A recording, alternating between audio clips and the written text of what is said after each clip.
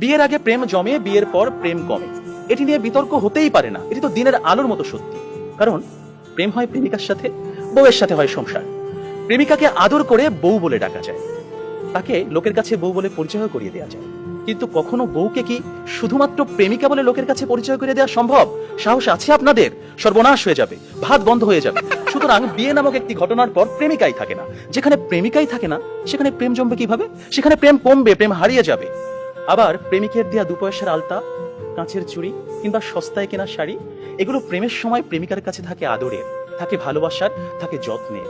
কিন্তু বিয়ের পর বউয়ের কাছে এগুলো হয়ে যায় চোখের বিষ। একজন সত্যিকারের প্রেমিকের প্রেমের উপন্যাসে বিয়েই কখনো শেষ পৃষ্ঠা হয় না। কারণ তারা জানে কোনো কোনো প্রেম না পাওয়াতেই পূর্ণতা খুঁজে পায়। তাই পৃথিবীর শত গল্প, কবিতা, উপন্যাসে প্রেমকে সাজানো হয়েছে না পাওয়ার বেদনায়। আর এজন্যই প্রেমটা আসলে বিয়ের আগেই, অর্থাৎ না পাওয়াতেই জমে। তাই অবশেষে আমি বলতে চাই, আমি যদি তোমাকে পাই তাহলে বিয়ের পর আমি হয়ে যাব দায়িত্বশীল পুরুষ। বিয়ের আগে যেমন ছিলাম লুতুপুতু প্রেমিক, যেমন ছিলাম আবেগী প্রেমিক, বিয়ের পর হয়ে উঠবো আমি দায়িত্বশীল পুরুষ। কারণ আমি জানি বিয়ের পর দায়িত্ববাদ দিয়ে প্রেম জমাতে গেলে সংসার টিকবে না। আমি পুরুষ, আমি রাখবো তোমায় বাহুডোরে, কখনো ভালোবাসার আদরে, আবেগী প্রেমিক হয়ে, কখনো বা স্বামীর দায়িত্বে।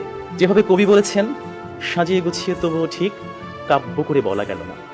এজন্ম তো কেটেই গেল অসম্ভবের অসঙ্গতে।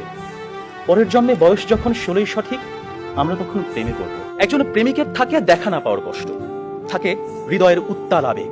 তাই বৃষ্টি কিংবা জ্যোৎস্নার রাতে যখন প্রেমিকার মন ভালো নেই কিংবা যখন কিচ্ছু ভাল লাগে না, তখন প্রেমিকের থাকে নানা আয়োজন।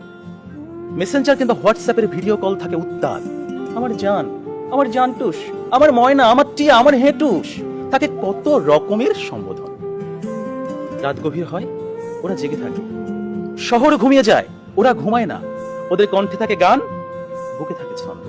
কমলাবরণ মুক্তি তোমার, চাঁদের মতন হাসি, সত্যি করে বলছি আমি তোমায় ভালোবাসি। পান্তা ভাতে কাঁচামরিচ, গরম ভাতে ঘি, তোমার সাথে প্রেম করিতে আমার লজ্জা কি। অথচ বিয়ের পর হাজারো হিসেবের ভিড়ে পদ্য, কবিতা, ছন্দ সব যায় উড়ে। আপনারাই বলুন, এইভাবে কি কখনো প্রেম জমে? বিয়ে নামক একটা ঠুনকো শব্দ কখনোই কিন্তু প্রেমের বিশালতায় বাধা হতে পারে না। বরং প্রেম হচ্ছে সেই অস্তিত্ব যেখানে প্রেমিক মন জানে জন্ম জন্মান্তরে তুমি আমার। তোমার সাথে আমার বিয়ে হোক আর না হোক, তুমি আমারই ছিলে, আমারই থাকবে। হুমায়ুন আহমেদ বলেছেন, যে প্রেম যত গোপন, সেই প্রেম তত গভীর।